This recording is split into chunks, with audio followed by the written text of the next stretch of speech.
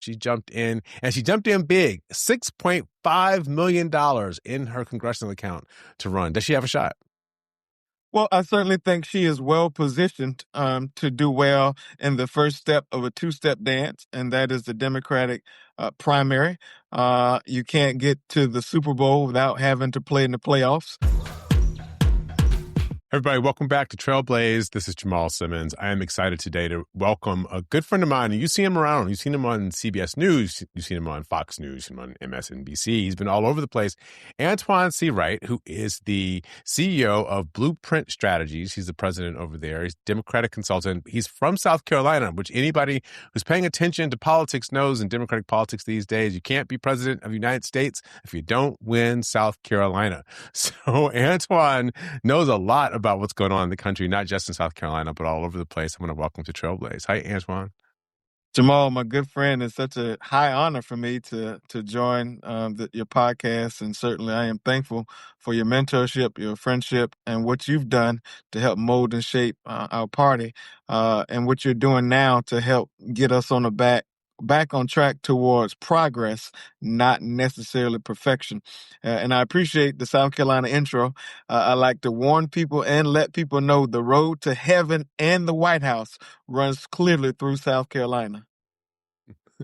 I love that state. It's a fun state, and I have enjoyed every trip I've ever had to that great state, the Palmetto State. So, Antoine, I got to ask you, there's been big news this week in Democratic politics. We could talk about Donald Trump in a second, but I want to get right to the chase. We saw Colin Allred drop out of the Texas Senate race, which I think everybody thought he was going to be the big candidate in that race, running again for it. And now we've got Jasmine Crockett, the congresswoman from the Dallas-Fort Worth area, 44 years old, former lawyer. She jumped in, and she jumped in big, $6.5 million in her congressional account to run. Does she have a shot? Well, I certainly think she is well positioned to do well in the first step of a two-step dance, and that is the Democratic primary. You can't get to the Super Bowl without having to play in the playoffs.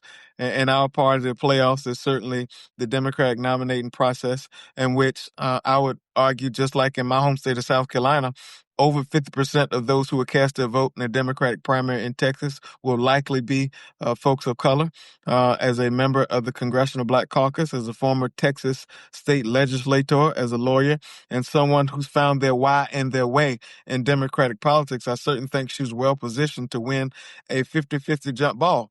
But Jamal, as you know, because you've had your laps around the track, politics is a game of addition and multiplication, not subtraction or division. And so she's going to have to put together a coalition that does not look like the coalition that got her the congressional seat, the historic congressional seat that she now occupies. And then if she's fortunate enough to win the nominating process in the Democratic primary, putting together a diverse coalition with expansion on what she did in the primary is the only pathway to victory for a Democrat in a place like Texas. You know, she's running against James Tallarico, who is a popular state representative right now. I think a lot of people in the country have been enamored of him because he kind of comes at politics from a faith perspective. You'll hear a lot of Democrats talking about Jesus in the United States. You do in the South, but you don't hear him a lot of other places. So the question is, matched up against him, do you think she might be the better candidate, or maybe somebody who's a white guy from Austin and has got more of a faith perspective? You think he sells to the general electorate a little better? Well, much like sports, politics is a game of matchups. And anyone can win on any given day. And it's going to be about candidate quality. It's going to be about who can put together the best team, who has the best infrastructure, and who, quite frankly, can run the ball down the field 5 yards at a time right off tackle. I think we've gotten to a place in our party, Jamal, where halfback tosses and downfield throws just do not work for us. People want us to get back to the basics, basic blocking, tackling, demonstrating what we're for, not necessarily what we're against. And I think the candidate who's able to put together a favorable coalition, and as your friend and my mentor, President Clinton, used to say, the one who can identify with a country, meaning with a constituency, that is going to be the candidate is going to prevail. Now, make no mistake, no political romance without finance. So certainly money is going to help. I think both of them have done two things well. They've owned the digital media space with eyeballs, but they've also done well in terms of bringing along grassroots dollar donors in order to help position themselves to be able to put out a message. Now, the one thing I would say to Ms. Crockett, and I'll say this to others in that primary, I don't think at this point, at this tick of the watch, folks are looking to hear how bad Donald Trump is. I think what folks are looking for is what are you going to bring to the table? And when you think about a very specific race like a U.S. Senate race in Texas, just like we did with Doug Jones in Alabama, you have to make it about Texas, not about ego, not about personality, not about what's going on K Street, but what's going on Main Street and my street in Texas. And I think that is going to determine how well or not folks are positioned to win the 50-50 jump ball. You know, I heard her say recently, I was at the Route 100 dinner a week or so ago, and I heard her say at that dinner something that just kind of piqued up my ears. Somebody, I worked for a lot of these Southern candidates, people who've, won the presidency, people who've lost. But the thing that jumped up is she said something like, my job is to call out injustice in Congress.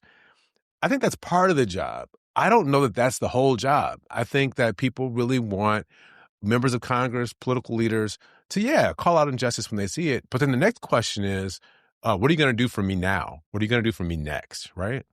Well, my mentor and political father, Jim Clyburn, always has taught all of us who he's mentored to speak in threes. And part of speaking in threes is what you're going to do for me, what you're going to do for my family, and what you're going to do for my community. We all know Donald Trump is bad. Unfortunately, the rest of the country knew that, and they decided to govern themselves accordingly by electing him as president. You can't do anything about a horse that's already left the barn. But what we can do is call out the injustices, talk about where they went wrong, but how we would get it right. And as a member of Congress, certainly the legislative branch is supposed to provide oversight to the executive branch. Yes, that's part of the job description. But when you're running for the United States Senate, where people feel disconnected and disaffected, where you have so many people who do not believe in a system that is supposed to be rooted by the people, you have to make sure you connect the dots and help people understand how does healthcare, housing, injustice, homelessness, how do all those things root back to that one simple thing that we've all been granted access to, and that's our vote. And I think that's going to be the challenge for Democrats all across the country, especially in a place like Texas, where the expectation is not for Democrats not necessarily to run through the tape and come across the finish line first. So I'm going to run this past you because here's how I'm thinking about this primary. I don't know. Luckily, I'm not in Texas, so I don't have to choose a candidate. I can look at all of them and take a look at it. But I think there's one dynamic that's happening in American politics, not just Democratic politics right now, is it's maybe not so much about left versus right. And I think we think about politics in this kind of old dynamic, who's the conservative, who's the progressive. I think part of this is also outsiders versus insiders, right? Who is it that is aligned with people on the outside of the political system who feel like they're being left out, or as Hakeem Jeffries would say, like left out and left behind? Who are the people who feel like they're being left out versus the people who are on the inside who are just dividing up all the goodies amongst each other? And so the question for me is, who can best capture that spirit? Who can best capture that energy of the people who say, hey, I'm mad at the current system. I don't like the way the institutions have been working. I want something different and something new for my family. And either you're on my side, going to help me do that, or you're defending the status quo and you're going to keep standing in the way of my family being able to get what we need. Jamal, I tend to live by KISS, keep it simple, Seawright. And while I totally agree with you, but there are folks out there who do not even know how the system can work for them. But here's what they do know. They know what it feels like to be disconnected and disaffected. They also know what it feels like to have some sort of connective tissue, or as Joe Biden would say to some of us in private, relatability. And the best candidates who've been successful in the history of this country have had some sense of relatability to those they are trying to represent. And that's why I believe a modern day campaign should include high tech and high touch, because there are people who will get their information and get their connectivity, if you will, on the high tech front. That's the texting, that's the emails, that's the digital. But then there's those old fashioned folks who sit up under the tree or at the car wash or at the spades table or at Kiki's Chicken and Waffles down in South Carolina, and they want high touch. They appreciate the knock on the door. They appreciate the phone call. They appreciate the direct engagement showing up in their communities, reminding them that they matter. And I think that the connective tissue and the relatability part is the one thing we have failed at as Democrats. In fact, when we show up, and I've been guilty of this myself, so I don't mind confessing my political sins, we tend to tell people what they should be for instead of listening to understand what we should be for. In other words, we talk more than we listen, and that's where we've got it wrong. The other aspect, and I think Ms. Crockett is going to learn this outside of her congressional district if she has not learned this already. What's important in East Texas does not look the same in South Side of South Carolina. What's important in Detroit, Michigan, where you're from, does not look the same in Los Angeles, California. And I think we've got to be very intentional and specific about manicuring a message that meets folks directly where they are, but pushes and challenges them to be where they need to be. And that means the system working for them, not necessarily against them. Okay, so let's just pivot a little bit directly from Texas, but go a little bit broader. So what we've seen over the course of the last year, right? We've had 10 months of Donald Trump being in office. In the beginning, it looked like the MAGA coalition, they were strong. They were running through the field. I mean, busting down all the barriers. Now it seems like there might be some cracks in that coalition. Is that what you're seeing? And how do you think that shows up? I mean, we still have some time, but how do you think that shows up 11 months from now when we're back into a midterm congressional election? Well, to everything, there's a season, as the scripture instructs us and lays it out for us. And I think this MAGA season has lasted, unfortunately, more than some of us has wanted to. But every season comes to an end and there's a transition. And I think we're starting to see the transition. We're also starting to see the flirtation of Donald Trump moving to and the MAGA movement moving somewhat towards lame duck status. What that looks like, I'm not really sure, because I still think there's a power grip and a grab on the modern day Republican Party. But the fracture in the bone that you kind of sense and I kind of sense is that people are understanding that there is going to be life after Donald Trump. And regardless of what that movement looks like, just like there was life after the Tea Party movement, there was life after the Obama movement, there's always life after every pop-up rain shower movement in this country. People are starting to figure that out. And they're figuring it out in two ways. The people who know they cannot survive because they've leaned so heavily on the extreme feathers that have come with this movement, they're leaving the Congress. They're finding other things to do. They're trying to mellow out. And then there are others who do not mind saying, you know what, I'm going to take a position that may be against Trumpism because I don't mind suffering the short-term consequences to have long-term stability. And in politics, it's all about survive and advance, as we say in March Madness, Jamal. That's right. And it's a game of addition, as you said, not division, although it does seem like Trump has been practicing this art of division. And the thing that worries me, if we just talk about the country for a second, is we don't really have voices that are trying to knit together the country the way we've had in the past. I mean, that was Barack Obama's vision, right? Like not just red states and blue states. Frankly, it was even Bill Clinton when he talked about it in the past. He talked about, he was trying to find a way that the country was going to put people first to move forward. Even Joe Biden, when he ran the first time, he was talking about what happened in Charlottesville and how that's not who we are. It's not our character. Donald Trump is not talking about that. Donald Trump has always said there's us and them. And frankly, people who look like me and you are in the them column. And then there's us and them. And where is the Democratic voice, though, that says it's not just us and them, it's also about how we bring people together? Well, I think it's important to note that our homework is not graded the same.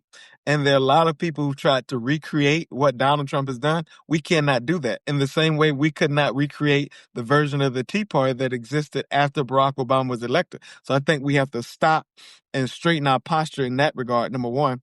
And number two, understand that Donald Trump built the MAGA movement on racism, bigotry, and hate, with white nationalism, Christian white nationalism, white supremacy as the root tenets of that movement.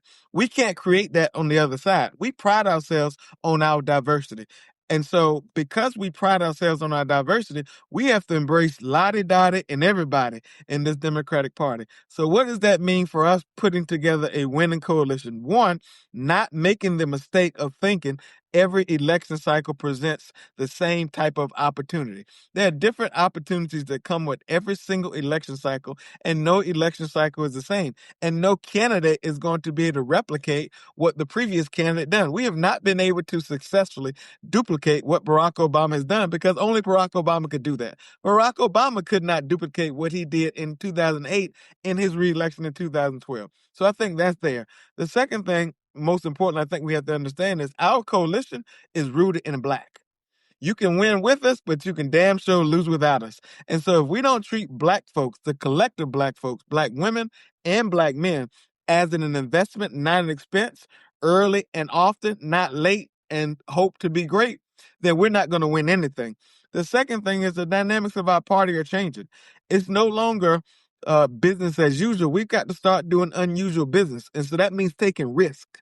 We can't be liberal in our thinking, but conservative in our approach. And so that is going to be part of it. And then, quite frankly, Jamal, we've got to keep up with the time. And it's okay for us to have a Joe Manchin in our party right alongside an Alexandria Ocasio-Cortez. That's a dream Democratic Party where we can have Jim Clyburn and Jim Bowe.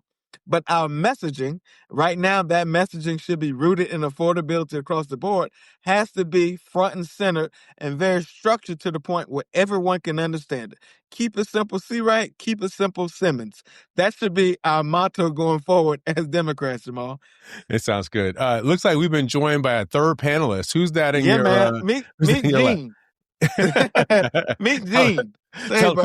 For the people who are listening, tell us a little bit about Gene. Gene is an English bulldog born in Dallas, Texas. And Gene is, I buried my father, Jamal, on December 30th. Sorry about 72-year-old black man from rural South Carolina. He died on November 20th at 8:20 p.m. And my father's name was Eugene.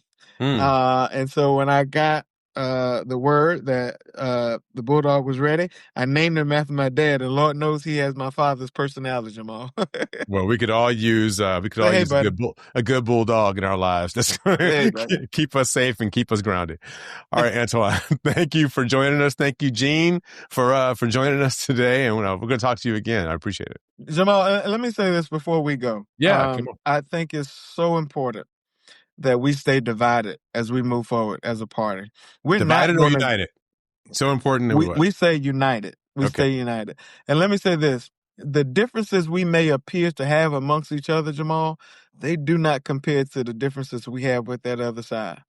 And I think going into 2026, the most consequential midterm election we are going to face since 2018, and then the 2028 cycle, in which we've put a good down payment on with the 2025 cycle, but we have so much work to do, regardless of what that primary looks like, regardless of who runs and who does not run. When we get to the place of having nominees for president and vice president, it's all hands on deck, and we are one, and that's how we are going to be successful, and that's how we're going to save our country. You know, let me just say this. You kind of just reminded me of a point that I want to make for the audience and for everybody is primaries should not scare us. I know there are a lot of people who say we shouldn't have primaries. Let's just get it over with and get moving.